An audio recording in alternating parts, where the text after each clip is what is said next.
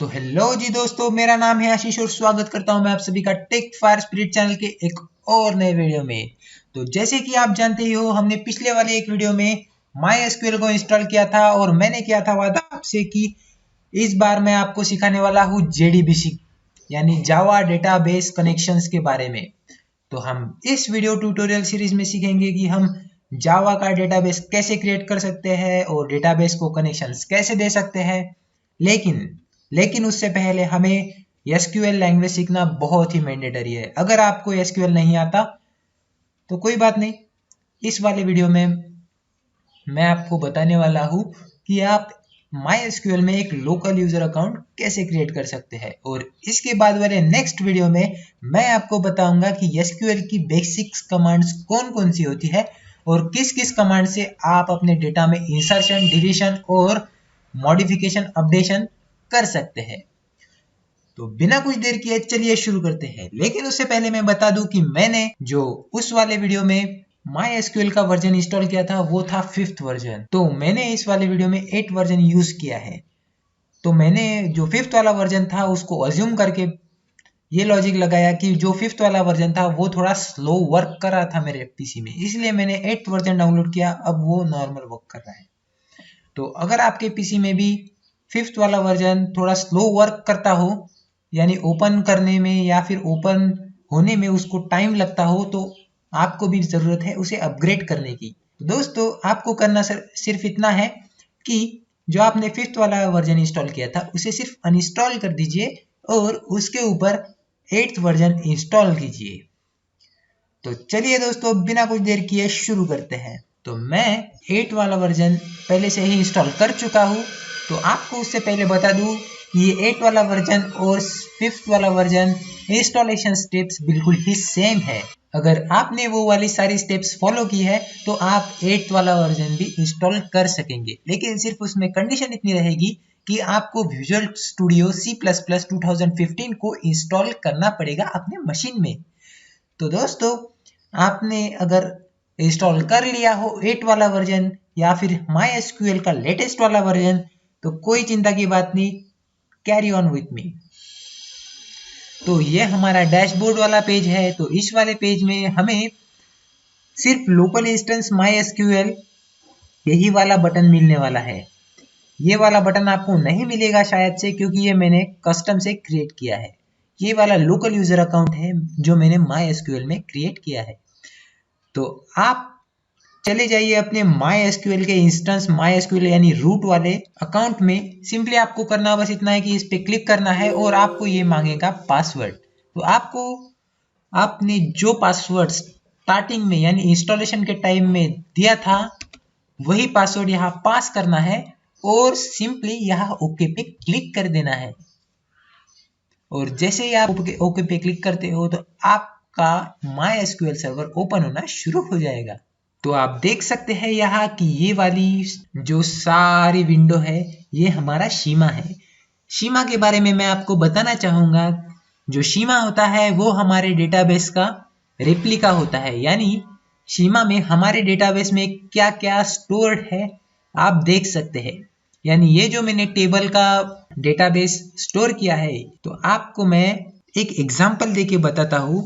ये जो डेमो नाम का प्रोजेक्ट है, इसमें एक टेबल्स नाम के फाइल है और यहाँ पे एक एम्प्लॉय नाम का फोल्डर है और उसके अंदर कॉलम्स नाम का फोल्डर है। तो ये एम्प्लॉय नाम का फोल्डर नहीं होके ये एक टेबल है।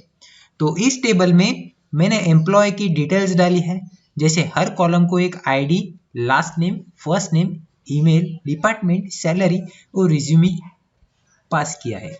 तो ये मेरे इंडाइसेस हो गए और इंडेक्सेस दिए हैं मैंने उनको कुछ इस तरह से, जो मैंने प्राइमरी की लगाई है, कहाँ पे फॉरेन की लगाई है, कहाँ पे ट्रिगर्स लगाए हैं और बहुत कुछ लगाया है। तो आप जानने वाले हैं फॉरेन क्या होती है, ट्रिगर्स क्या होते हैं, इंडेक्सेस क्या होते हैं, कॉलम्स क्या होते हैं और रोज क्या होते हैं। और सबसे पहली चीज जो हमें पता होनी चाहिए कि डेटाबेस क्या होता है। तो डेटाबेस का मतलब कुछ और या कुछ हेवी सी चीज ना होते हुए मैं आपको बहुत ही सिंपल वर्ड्स में समझाना चाहता हूँ। जो भी आप डेटा स्टोर्स करते हैं, यानी जो भी आप अपने यूजर से, अपने क्लाइंट से या किसी से भी इंफॉर्मेशन कलेक्ट करते हैं, और वो किसी सर्वर में स्टोर करते हैं तो उसे कहा जाता है डेटाबेस। डेटाबेस यानी कुछ ऐसी इंफॉर्मेशन जो यूजर के काम की हो। तो हम डेटाबेस स्टोर करते हैं टेबुलर फॉर्मेट में। तो हमें सीमा पे जाना है और सिंपली इस एम्प्लॉय नाम पे राइट क्लिक करना है और आपको सिलेक्ट रोज 1000 लिमिट कर देना है। तो आप देख सकते हैं यहाँ कि जो भी मेरे डेटाबेस में नाम था ये क्वेरी चल चुकी है, सिलेक्ट फ्रॉम डेमो एम्प्लॉयज। और यहाँ पे मेरे एम्प्लॉय नाम के टेबल में यानी मेरे एम्प्लॉय नाम के डेटाबेस में जो भी कुछ स्टोर है वो सारी की सारी वैल्यूज यहाँ पे आपको दिखाई दे रही होंगी। तो ये कुछ और ना होते हुए यही हमारा डेटाबेस है, यानी हमने जो भी इंफॉर्मेशन क्लाइंट से यूजर से कलेक्ट की है और उसे सर्वर में स्टोर किया है उसे डेटाबेस कहा जाता है। तो हम डेटाबेस के बारे में जानने वाले हैं इस ट्यूटोरियल में, लेकिन उससे पहले मैं आपको बता दूं कि मैं MySQL को कमांड लाइन पे ना लेते हुए GUI पे लूंगा, क्योंकि मैंने YouTube पे ऐसे बहुत सारे वीडियोस देखे हैं जहां पे MySQL कमांड लाइन पे बताया जाता है।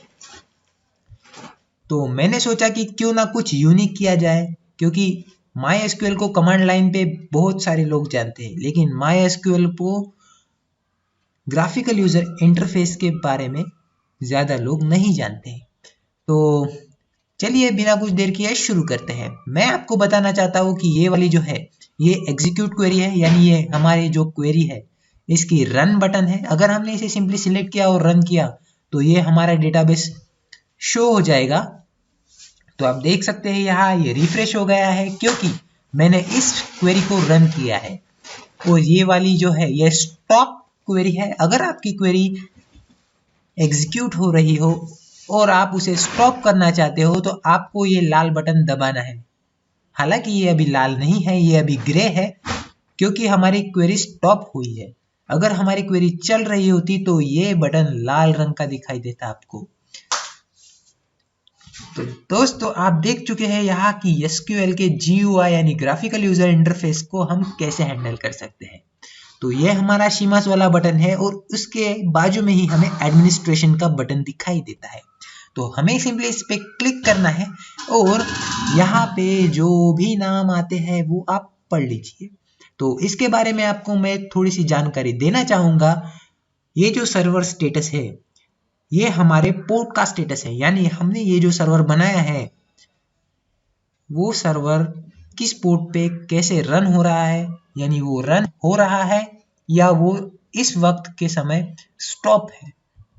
तो आप देख सकते हैं मेरा सर्वर रनिंग स्टेट में है, यानी मेरा सर्वर अभी भी चालू है, यानी वो अभी भी पोर्ट में है। तो मैंने इसे अभी भी चालू रखा है क्योंकि मैं इसका यूज करना चाहता हूं और आपको कुछ की पॉइंट्स बताना हमारे सर्वर के बारे में। तो आपको इस तरह से अपने सर्वर की कॉन्फ़िगरेशन चेक कर लेनी है और अपने CPU का बिल आप यहाँ पे देख सकते हैं और आप अपने डेटाबेस में कितनी ट्रैफिक चल रही है, यानी कितनी किलोबाइट, मेगाबाइट या डेल्टा बाइट आप रीड राइट कर रहे हैं पर सेकंड के हिसाब से, वो आपको यहाँ दिखाई देगी। तो दोस्तों आपको क्लाइंट कनेक्शंस पे आना है और क्लाइंट कनेक्शंस पे आप देख सकते हैं मैंने यहाँ 4-5 कनेक्शंस लगाए हुए हैं, यानी मैंने यहाँ 4-5 एप्लीकेशन सॉफ्टवेयर बनाए हैं जो डेटाबेस पे यानी जो मेरे इस वाले लोकल होस्ट पे यानी लोकल अकाउंट पे चल रहे हैं। और आपको सिंपली आ जाना है यूजर्स एंड प्रिविलेजेस पे। तो आप देख सकते हैं यहाँ मैंने एक रूट नाम का यूजर बना रखा है और ये MySQL का सिस्टम का बाय डिफॉल्ट यूजर बन जाते हैं। यानी कि अगर आपने एक्सटर्नल डेटाबेस का कनेक्शन लगाया होगा तो ये 3 डेटाबेस के जो कनेक्शन होते हैं वो बाय डिफॉल्ट आते ही है। तो आपको जैसे कि मैंने बताया ये वाला बटन आपको बाय डिफॉल्ट मिलेगा और ये वाला बटन आपको नहीं मिलेगा। तो ये आपको अपने हिसाब से क्रिएट करना पड़ता है। तो चलिए इसको क्रिएट करना सीखते हैं। तो मैंने यहाँ एक ऐड अकाउंट नाम का बटन है, इस पे क्लिक कर दिया है और यहाँ हम देख सकते हैं कि यहाँ न्यू यूजर नाम से लिखा रहा है। तो हमें सिंपली यहाँ पे लॉगिन पे कुछ भी नाम दे देना है। जैसे मैं दे दूंगा टेक फायर स्पिरिट। तो आपने देख लिया कि मैंने लॉगिन नेम पे दिया है टेक फायर स्पिरिट और पासवर्ड में भी मैं वही पास कर दूंगा। और आपका काम सिर्फ यही तक सीमित नहीं है, आपको यहाँ जो परसेंटाइल दिखाई दे रहा था वहां लिखना है लोकल होस्ट। तो इतना सारा काम हो जाने के बाद आपको सिंपली अकाउंट की लिमिट्स तक जाना है और आप इस अकाउंट पे कितनी लिमिट्स लगा सकते हो वो लगा दीजिए। अगर लिमिट्स के बारे में पता नहीं है तो सिंपली से ब्लैंक रहने दीजिए और कुछ भी मत कीजिए और एडमिनिस्ट्रेटिव टूल्स पे क्लिक कीजिए। यहाँ पे ये जो DBA दिख रहा है आपको, यानी ये डेटाबेस एडमिनिस्ट्रेशन का रोल है।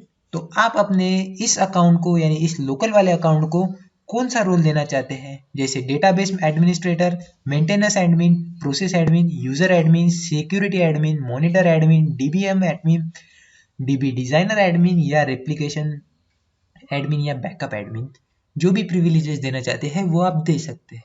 तो मैं इसे सिंपली डेटाबेस एडमिन बनाना चाहता हूँ। अगर आपने वो प्रीवियस वाली वीडियो देखी होगी तो आपको पता चल गया होगा कि ये क्या है। अगर नहीं देखी है तो सिंपली आई बटन पे क्लिक कीजिए और वो वीडियो देख लीजिए, क्योंकि वो बहुत ही बेसिक स्टफ कैरी करता है और आपको पता भी चढ़ेगा कि कैसे डेटाबेस में एडमिन क्रिएट करते हैं। तो डेटाबेस एडमिन के बारे में मैं आपको बताना चाहूँगा।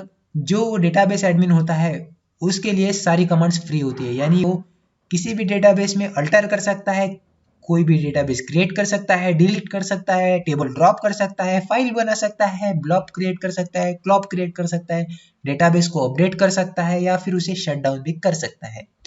तो आपको ये वाला चेक बॉक्स पे चेक कर लेना है डेटाबेस एडमिनिस्ट्रेटर के और यहाँ पे सिंपली अप्लाई कर देना है।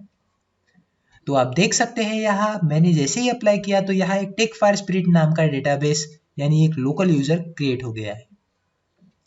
तो इस पे गौर ना करते हुए चलिए हमारे डैशबोर्ड पे। तो हमारे डैशबोर्ड पे हमें आ जाने के बाद यहाँ सिंपली प्लस के आइकॉन पे क्लिक करना है। तो जैसे ही हम प्लस के आइकॉन पे क्लिक करते हैं तो ये वाली विंडो हमारे सामने आ जाती है। यहाँ पे आपको आपके डेटाबेस का यानी आपके लोकल यूजर का नाम डालना है और आपका यूजर नेम भी यहाँ डालना है। तो आप इसे सिंपली डिफॉल्ट भी रख सकते हैं और इस पे ओवरराइड भी कर सकते हैं। तो ये वाला हमारा पोर्ट है, लेकिन मैंने 2244 वाले पोर्ट पे किया था तो मैं उसे वही रहने दूंगा। तो दोस्तों जैसे कि आप देख चुके हैं कि हमने पोर्ट 2244 कर दिया है। तो ये मैंने क्यों किया है, क्योंकि मैंने बाय डिफॉल्ट 2244 के पोर्ट पे ये डेटाबेस क्रिएट किया है।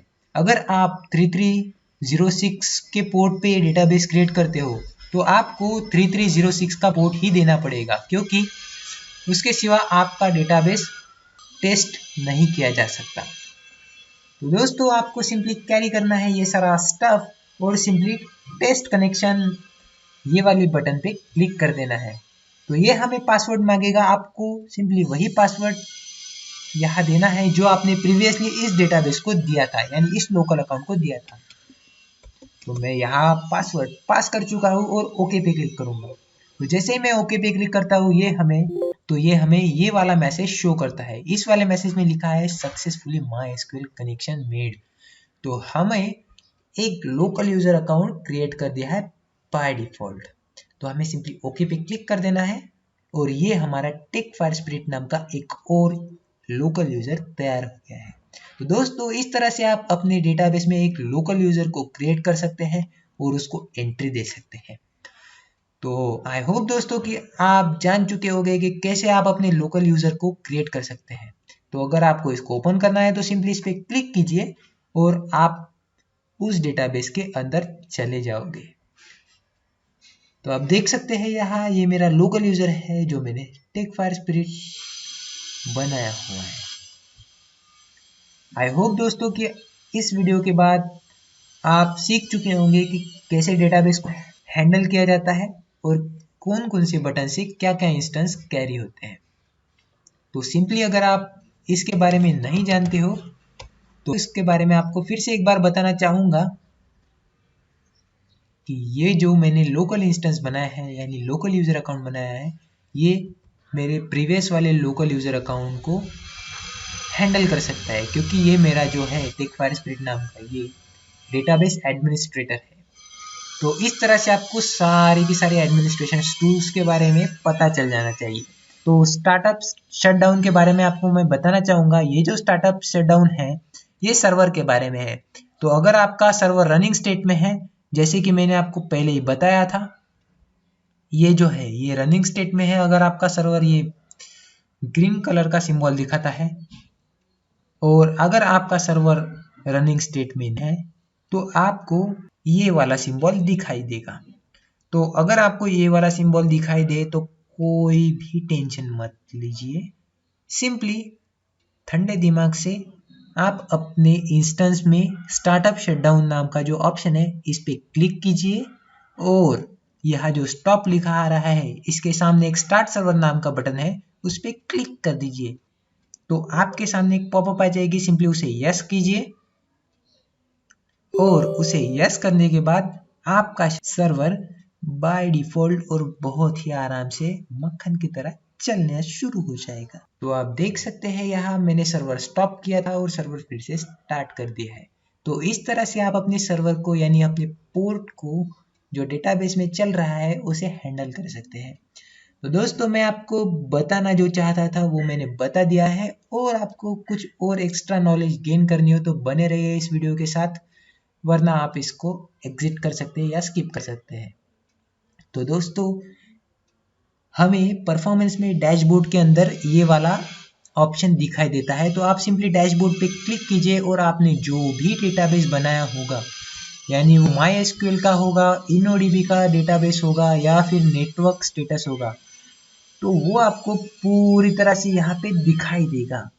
जैसे कि मैंने MySQL को देख सकता हूँ, यानी MySQL मेरा कितना एफिशिएंट है वो देख सकता हूँ। इसी तरह से आप ग्राफ के जरिए ये सारा स्टफ देख सकते हैं कि आपका जो डेटाबेस ऐसे काम कर रहा है, कितनी रीडिंग स्पीड है और कितनी राइटिंग स्पीड है आपकी डेटाबेस की, और क्या चल रहा है आपके डेटाबेस में, कितना यूजेज हुआ है और आपका डेटाबेस कौन सा है। तो दोस्तों ये सारी चीज़ें हो जाने के बाद आपको परफॉर्मेंस रिपोर्ट्स भी देख सकते हैं अपने डेटाबेस की। तो मैंने कोई परफॉर्मेंस रिपोर्ट्स निकाली नहीं है इसलिए मुझे नहीं दिख रहा, और आपको ऑप्शन फाइल्स पे भी क्लिक करके देख लेना चाहिए, और क्लाइंट्स के कनेक्शंस भी आप देख सकते हैं, यूजर्स के प्रिविलेजेस भी देख सकते हैं, स्टेटस भी देख सकते हैं, डेटा को एक्सपोर्ट भी कर सकते हैं SQL फाइल में, डेटा को इंपोर्ट भी कर सकते हैं SQL फाइल से। तो दोस्तों ये सारी स्टफ बहुत ही बेसिक है जो MySQL में आपको GUI के साथ बहुत ही कंफर्टेबल बनाने में इजी है। तो दोस्तों आपको सिंपली करना बस इतना ही है। इस वीडियो को लाइक कीजिए, चैनल को सब्सक्राइब कीजिए और बेल आइकन को दबाना ना भूलिए, और इस वीडियो को शेयर कीजिए और इस प्लेलिस्ट को जल्दी से जल्दी एक्सेस कर लीजिए, क्योंकि इस प्लेलिस्ट में मैं आपको बताने वाला हूँ कि JDBC का हम कनेक्शन कैसे बना सकते हैं और डेटाबेस को हम कैसे हैंडल करेंगे, डेटाबेस की क्वेरीज कौन कौन सी हम यूज करेंगे, डेटाबेस डिलीटेशन के लिए, डेटाबेस अपडेशन के लिए, डेटाबेस क्रिएट करने के लिए। और दोस्तों आपने ये जो SQL का GUI यूजर इंटरफेस के साथ प्रोग्रामिंग देख रहे हैं, शायद ही आपको YouTube पे कहीं देखने को मिले। तो शायद ही ये GUI के बारे में बहुत कम लोग जानते हैं और MySQL के ग्राफिकल यूजर इंटरफेस के बारे में बहुत ही कम लोग फेमिलियर हैं। तो दोस्तों आशा करता हूँ कि ये वीडियो अच्छा बना होगा और आपको अच्छा लगा होगा। तो नॉलेज गेन करने के लिए हमारे चैनल को सब्सक्राइब कीजिए और इस वीडियो को लाइक कीजिए। हम मिलते रहेंगे हमारे जावा के ट्यूटोरियल में। तो तब तक के लिए bye bye, see you soon.